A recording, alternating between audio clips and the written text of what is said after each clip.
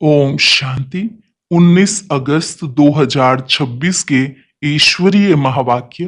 पहले सुनते हैं मुरली के मुख्य पॉइंट्स।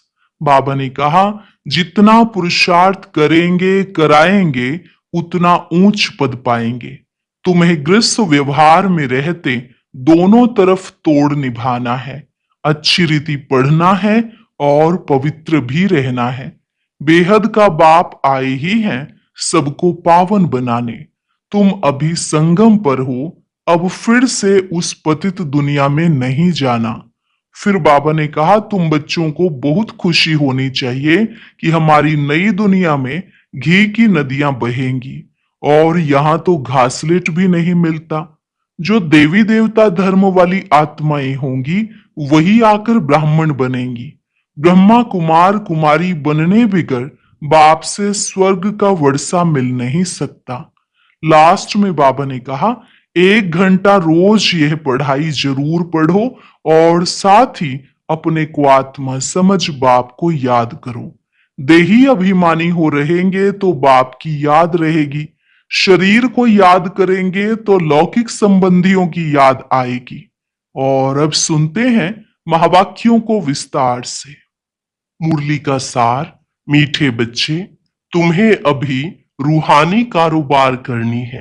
रूह समझकर हर कर्म करने से आत्मा निर्विकारी बनती जाती है। प्रश्न, स्वर्ग का वर्षा लेने और स्वर्ग में ऊंच पद पाने का आधार क्या है?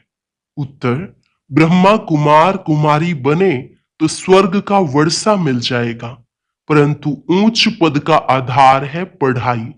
अगर बाप का बनकर अच्छी रीति पढ़ाई पढ़ते रहें, पूरा पवित्र बने तो राजाई पद मिलता है। कोई पूरा पढ़ते नहीं, कर्म बंधन है, पूरा पवित्र नहीं बने और शरीर छूट गया तो प्रजा में भी साधारण पद पा लेंगे। ओम शांति। रूहानी बच्चों को रूहानी बाप समझा रहे हैं। यहाँ रूहानी कारोबार है, बाकी सारी दुनिया में जिस्मानी कारोबार है। वास्तव में कारोबार चलती है रूहों की। आत्मा ही इस शरीर द्वारा पढ़ती है, चलती है, विकर्म करती है।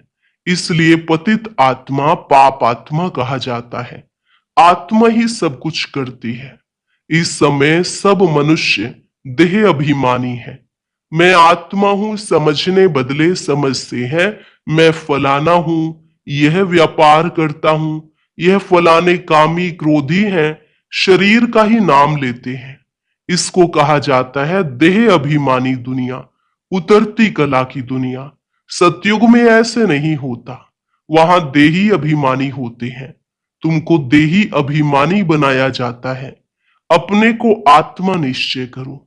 मैं आत्मा यह शरीर रूपी चोला धारण कर पार्ट बजाती हूं।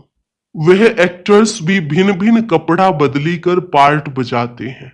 बाप कहते हैं, तुम आत्माएं पहले शांति धाम में थी, तुम्हारा घर है शांति धाम। जैसे वह हद का नाटक होता है, यह फिर है बेहद का नाटक। सभी आत्माएं परम धाम से आकर शरीर धारण कर पार्ट बजाती हैं। आत्माओं का असल घर है परम धाम। उन एक्टर्स का तो घर यहां ही होता है, सिर्फ ड्रेस बदली कर आकर पार्ट बजाते हैं। तो बाप बैठ समझाते हैं, तुम आत्माएं हो। बाप तो बच्चे बच्चे ही कहेंगे, सन्यासी बच्चे बच्चे नहीं कहेंगे। बाप कहते हैं, मैं पतित पावन तुम सभी आत्माओं का बाप हूं, जिसको तुम गॉड फादर कहते हो। गॉड फादर तो निराकार है। ब्रह्मा विष्णु शंकर को भी गॉड फादर नहीं कहेंगे, उनमें भी आत्मा है, परंतु उनको कहते हैं ब्रह्मा देवता नमः, विष्णु देवता नमः। देवताएं क्या करते हैं यह किसको पता नहीं है। बाप ही आकर समझाते हैं, तुम कैसे ड्रामा प्लान अनुसार पार्ट बजाते हो। दुनिया एक ही है, ऐसे नहीं कोई नीचे पाताल व ऊपर में दुनिया है। दुनिया एक ही है जिसका चक्र फिरता रहता है। लोग तो कह देते हैं मून में प्लॉट लेंगे। बाप समझाते हैं, बच्चे कितने इंसॉल्वेंट बन पड़े हैं। भारतवासियों के लिए ही कहते हैं, तुम कितने साहूकार समझदार थे। इन लक्ष्मी नारायण का सारे विश्व पर राज्य था, जिसको कोई लूट न सके। वहां कोई पार्टीशन आदि नहीं होती। यहाँ तो कितनी पार्टीशन है, आपस में टुकड़े टुकड़े पर लड़ते रहते हैं। तुम सारे विश्व के मालिक थे। सारा आकाश, पृथ्वी, समुद्र सब तुम्हारा था। तुम उनके मालिक थे। अब तो टुकड़े हो गए हैं, यह किसको पता नहीं है। भारत ही विश्व का मालिक था। बाप समझाते हैं आत्मा को जो पार्ट मिला हुआ है वह कभी घिसता नहीं, चलता ही रहता है। अभी तुम फिर से मनुष्य से देवता बन रहे हो, फिर 84 जन्म लेंगे। तुम्हारा पार्ट चलता ही रहता है, कभी बंद नहीं होता है। कोई मोक्ष आदि पाते नहीं। जितने अनेक गुरु, अनेक शास्त्र, उतनी अनेक मतें होती हैं। मनुष्यों में कितनी अशांति है। जहां भी जाओ कहेंगे मन की शांति कैसे मिले। यह देह अभिमान में आकर कहते हैं। बाप समझाते हैं मन और बुद्धि यह है आत्मा के ऑर्गन्स, बाकी यह सब शरीर की इंद्रियां हैं। आत्मा कहती है मेरे मन को शांति कैसे मिले। वास्तव में यह कहना गलत है। तुम आत्मा हो, तुम्हारा स्वधर्म ही शांत है। तुम ऐसे कहो मुझ आत्मा को शांति कैसे मिलेगी, इसमें कर्म तो करना ही है। यह बातें बाप ही बैठ समझाते हैं। दुनिया में यह ज्ञान किसको नहीं। वहां है भक्ति मार्ग, उनको ज्ञान का पता नहीं है। ज्ञान तो एक बाप ही देते हैं। बाप खुद कहते हैं मैं कल्प कल्प कल्प के संगम युग पर आता हूं। कलयुग के अंत में सभी पतित हैं। यह है रावण राज्य। रावण को जलाते भी भारतवासी ही हैं। बाप पतित पावन का जन्म भी यहाँ है, तो रावण का जन्म भी यहाँ है। रावण जो सबको पतित बनाते हैं, इसलिए उनको जलाते हैं। यह बातें किसकी बुद्धि में नहीं है। अब भारत में श्री कृष्ण जयंती मनाते हैं, श्री कृष्ण की लीला भजन आदि करते हैं। अब बाप कहते हैं वास्तव में श्री कृष्ण लीला कुछ है ही नहीं। श्री कृष्ण ने क्या किया? कहते हैं कंसपुरी में जन्म लिया। अब कंस तो डेविल को कहा जाता है। सतयुग में डेविल कहां से आए? तुम जानते हो श्री कृष्ण की आत्मा जो सतयुग में थी, वह अपने 84 जन्म भोग इस समय पतित से पावन बन रही है, अपना पद फिर से ले रही है। वैसे ही तुम कृष्णपुरी में रहने वाले थे, 84 जन्म ले, अब फिर अपना पद ले रहे हो। जयंती मनानी है वास्तव में शिव बाबा की। जो शिव बाबा सबको हेल से हेवन में ले जाते हैं, उनकी कोई लीला है नहीं। कहते हैं कि हे पतित पावन बाबा आओ, आकर हमको हेल से हेवन में ले जाओ। आप हमारे बाप हो तो हम स्वर्ग में होने चाहिए, हम विशेष दुनिया में क्यों हैं? इसलिए बुलाते हैं हे गॉड फादर, हमको इस दुख की दुनिया से लिबरेट करो। यह भी ड्रामा में नोंद है। बाप कहते हैं इस ड्रामा को कोई जानते नहीं। शास्त्रों में ड्रामा की आयु लंबी लिख दी है। नई दुनिया को पुराना बनना ही है, सतो रजो तमो में आना ही है। यह है बेहद की बात। अभी तुम फिर से विश्व के मालिक बन रहे हो। भारतवासी जो नई दुनिया में थे, वही 84 जन्मों का पार्ट बजाएंगे। अभी तुम पवित्र बनते हो, बाकी सब मनुष्य पतित हैं। तब तो पावन के आगे जाकर नमन करते हैं। पावन को पावन नमन क्यों करेंगे? सन्यासी पावन है, तब तो पतित मनुष्य उनके आगे माथा झुकाते हैं। कन्या पवित्र है, तो सब उनके आगे सिर झुकाते हैं। वही कन्या शादी कर ससुर घर जाएगी तो माथा टेकना पड़ता है। अभी बेहद का बाप आए हैं सबको पावन बनाने। वह सब हैं कलयुग में, तुम हो अभी संगम पर। अब तुमको पतित दुनिया में नहीं जाना है। यह है ही कल्याणकारी युग। बाप आकर सबका कल्याण करते हैं। तुम अभी श्री कृष्ण जयंती मनाएंगे। नहीं तो लोग समझेंगे यह तो नास्तिक हैं। नास्तिक वास्तव में उनको कहा जाता है जो अपने बाप को और रचना के आदि मध्य अंत को नहीं जानते हैं। इस समय सब निधन के ऑर्फन बन पड़े हैं। घर घर में झगड़ा है, एक दो को मारने में देरी नहीं करते हैं। इसलिए इसको नास्तिकों की दुनिया कहा जाता है। बाप को ना जानने वाले, तुम हो जानने वाले।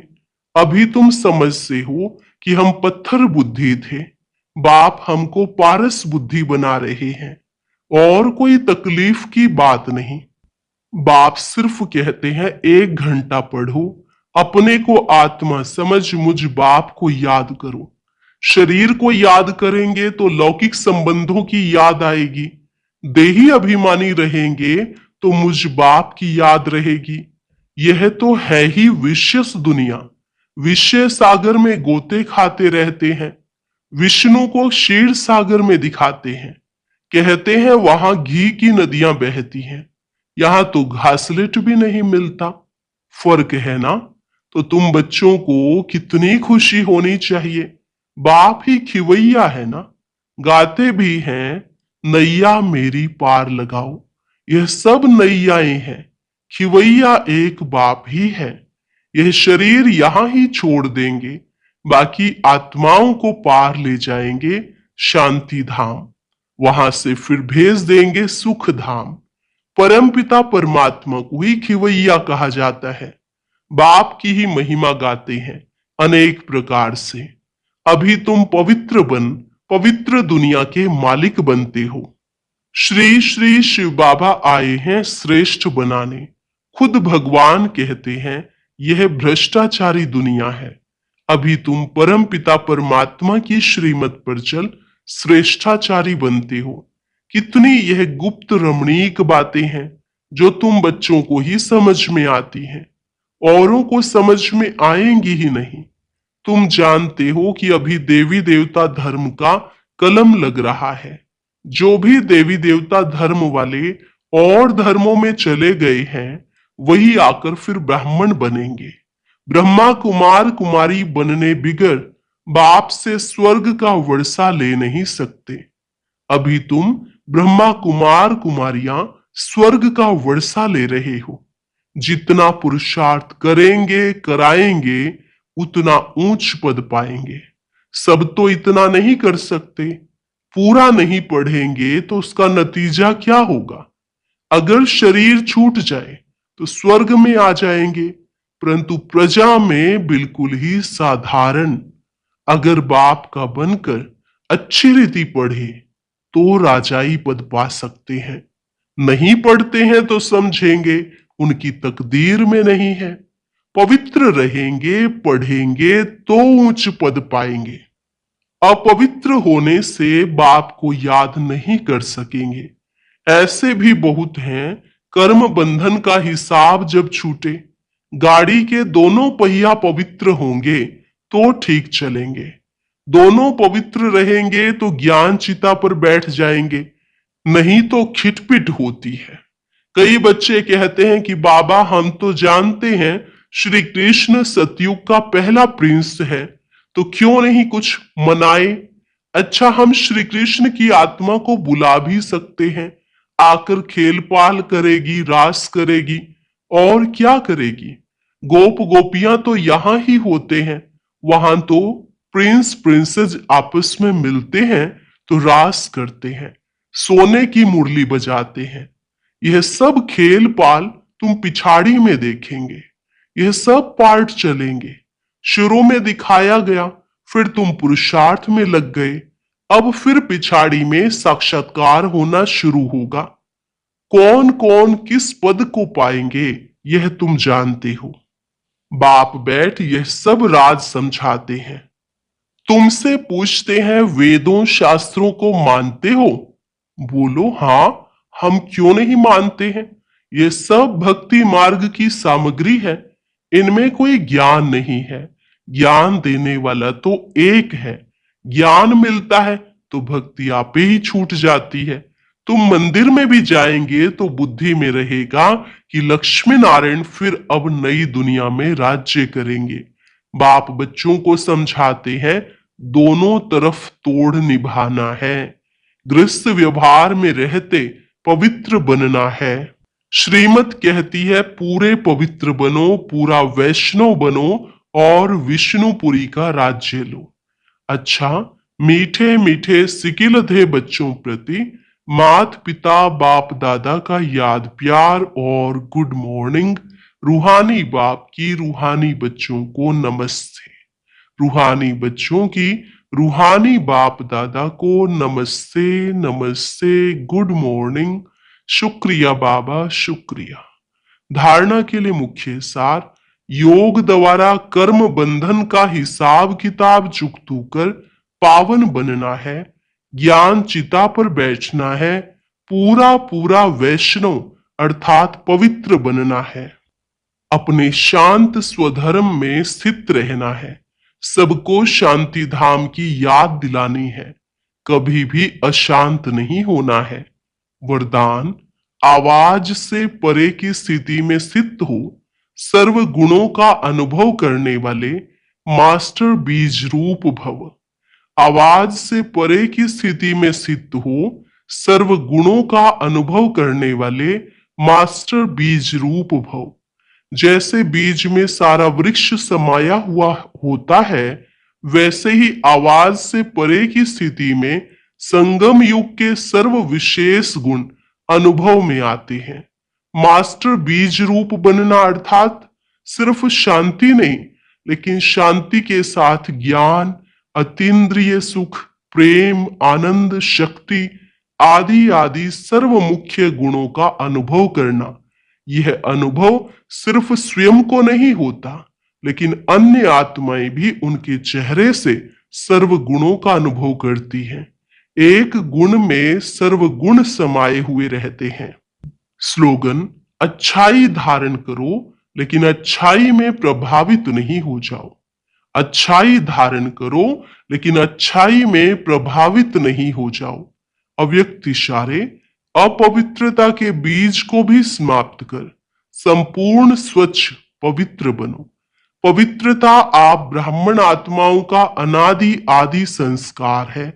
इस नेचुरल संस्कार से स्वप्न व संकल्प में भी अपवित्रता इमर्ज ना हो। संकल्प आवे और विजयी बनो। इनसे भी ऊपर नेचुरल संस्कार बना लो, तो इस सब्जेक्ट में पुरुषार्थ करने की आवश्यकता नहीं रहेगी। अच्छा,